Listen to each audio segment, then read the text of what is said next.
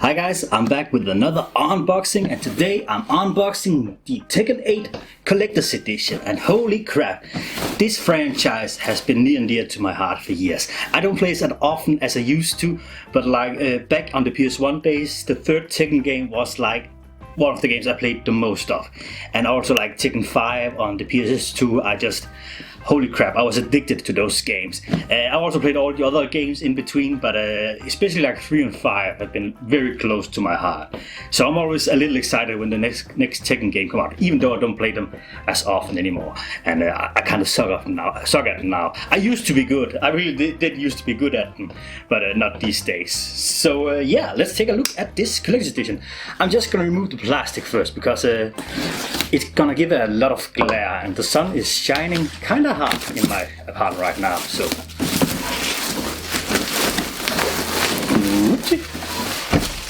and here we have the front with Jin and his dad Kazama, and apparently the rivalry between those are gonna come to an end in this game, I think, and I'm very excited about that. And on the side you can see what we're gonna get. We're gonna get the Jin figure and a box, I think, and a steel case, some stickers, a ring, and some collectible cards and some arcade tokens. Very cool. I did play the demo and went into like the arcade for a moment. I don't know what that's about. Like, anyways, I'm gonna give it a chance. And what else do we get? We get some gold suit packs and some avatars for the arcade mode as well. If you can see right here, looks very cool. And we also have King, who is like my main guy in Tekken. I love that dude. And the back here, you can see anything. Oops. Get a little closer without too much glare. And on the side we just have Kasha looking very menacing. Alright, does this thing come off easily, or do I have to do something? Oh no, it comes off. And then we have the next box. Again, just pull to the front, some side, the back, TA, the side again. Oh, we have Jin on this side. I'm actually gonna say, like, usually I always, when I get this PlayStation, the boxes are a lot bigger than I expect. This is the first one I had in a while where it's a lot smaller than I expected. So, there's that. I thought it was gonna be like twice as big, honestly. But who knows, maybe the figure is just a lot smaller than I thought it was gonna be. And here we have the game, the Ultimate Edition. And it looks like I actually get a disc with this one. Oh my god, that's such an annoying trend they've done with a lot of games recently, where in the collector's edition you get like a steel case, but you get no game disc to put in it. Like, what the fuck is the point with that? So luckily here it seems like we are getting the disc and everything. I gotta be careful now not to like show off any codes. So here we have the cover of that, and the back is just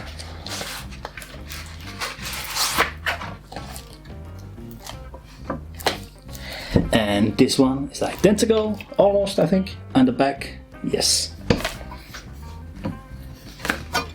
And here we got a steel plate, Tekken 8. And here we have these stickers. This one is very hard to see, it's like white, I think you can get there.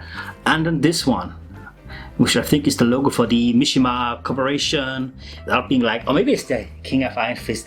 I'm not as into the like lore of the franchise, so if I make some mistakes, sorry about that.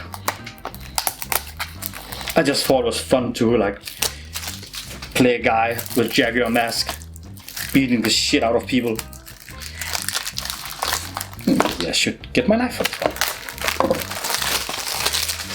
Alrighty, let's see. There are some codes I should be careful with.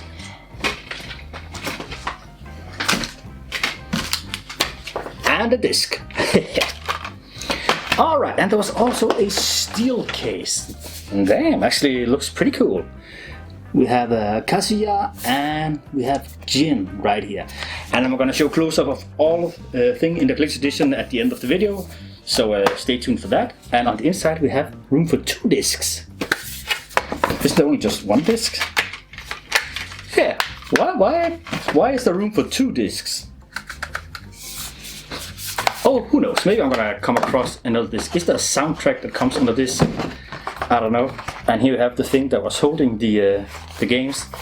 There's anything in this one, is there? Nah. And oops.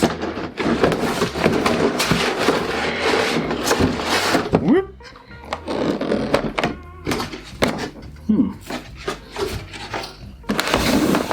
Oh, maybe there is. Like, wasn't there supposed to be like some collectible cards? Where the heck are those?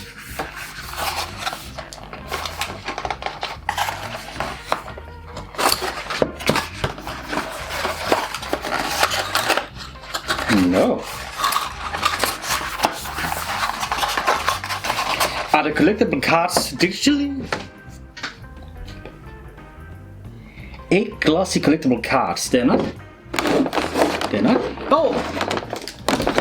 Of course. Those cards I was looking for was on the top of the. I was getting nervous there for a second. Alrighty.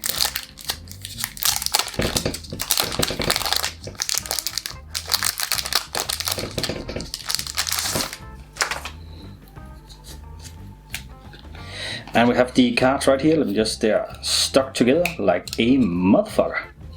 Alright. And we have the Jin Kazama from Japan. Kazama, excuse me. And his fighting style is karate, and his range art polar demon gouge, hellfire trespass slayer is his heat smash, and his alias is lightning of fate, and he's from Japan. And Kazuya Mishima is the next one. And he has the Mishima fighting style karate, rage art, demonic catastrophe, heat smash, omega crash, cold brutal oppressor is his alias. And we have Jin Kazama, who is the Kazama style traditional martial art, and her rage art is the Amatsu Isami something. I'm gonna butcher all these names, and the sun is starting to glare, sorry about that. And the heat smash is Yomotsu Uyumi, and the alias is Light of Hope. And then we have Lars Alexanderson, who I think was introduced in the 6th Tekken game, if I remember right. And his fighting style is Tekken Force Martial Arts. That's weird. And his range art is Zeus Unlimited. And his heat smash is Thunderbird Descent. And his alias is the Lion of the Rebellion. Great. Nina Williams, from Ireland. Oh, and Alex Lars was from Sweden. I forgot to say that. Oh, fuck. Tossing everything around. There she was.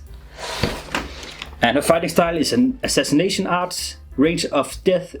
Rage art is death by degrees. Oh, like the spin-off game she had. And the heat smash is bullet assassination.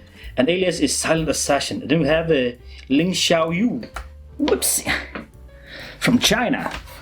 Who had the fighting style of Bagashu. Oh, fuck me.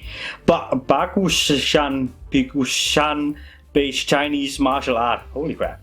The rage arts is Wang's Celestial Epic, Heat Smash, Divine, Shouting Star, alias Dancing Phoenix. Very cool. And then we have a guy who I don't recognize.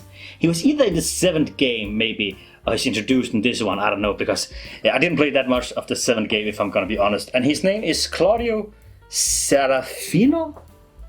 Yeah, I don't know who this guy is. He might have been introduced in the 7th game. I didn't play, as I said, I didn't play that much. And his fighting style is the Serious Exorcist Arts, and his range art is La Luce di Cielo, Heat Smash Stella Candente, and his alias is Banisher of Demons. So finally something I can read, sort of. Alright, and we have this thing now. Let's take a look at the figure. Are there any like stickers anywhere? I should probably like let's lay down while I do this.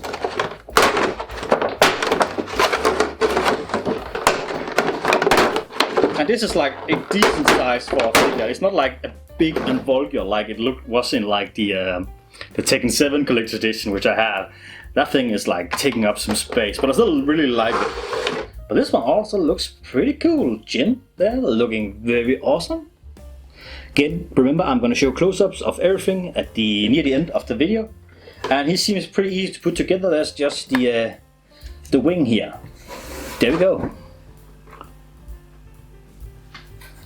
And he's standing by some helmet, I think, and there's a small 8 at the bottom, and his back like this. Alright, I actually really like this one, and you can also just like have the wing off and just have him stand there if you like think this one takes too much space. Just don't have his back turned out as you see the big orange port for the wing. Can I actually do the wing other way? No, I cannot. But there we go. Very neat. And not too space demanding. And we have this thing, which I'm not sure what it is. A small pouch. What do you contain? Oh, I know what it is now. I forgot. There's a ring with this thing. Leroy, what's his name?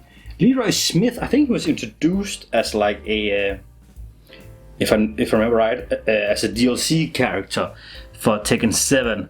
And the camera will not focus for the life of me, at least not on the ring. Yeah. It feels, if I'm gonna be 100% honest, it feels a little cheap.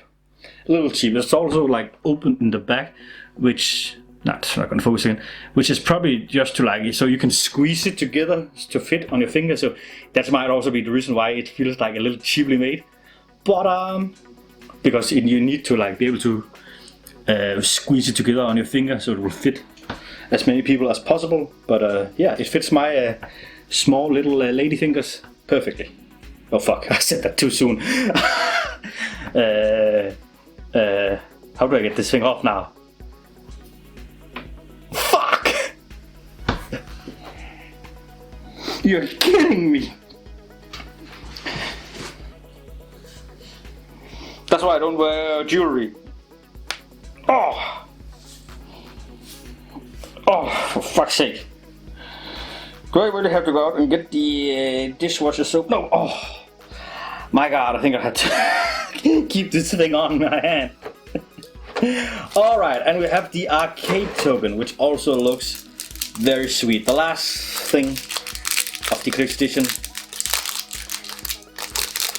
And this one feels sturdy, but again, I would probably have preferred it would have been a little thicker. And on the front we have the arcade symbol, and on the back we have, whoops. And on the back we have Jin and his father duking it out. So yeah, so I'm gonna put everything up in a neat way and take some close-up video of it so you can get like a good look at the items. So just a second.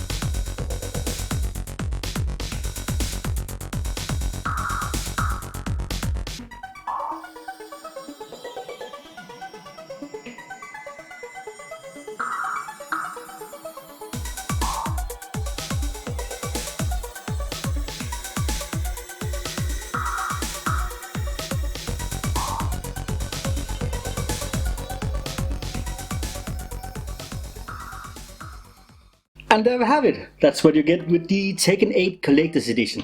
And one thing I actually noticed when I looked at the steel case, it says made in Denmark, which is like kind of crazy. Like, isn't these like usually made in like Taiwan or China or something? Made in Denmark.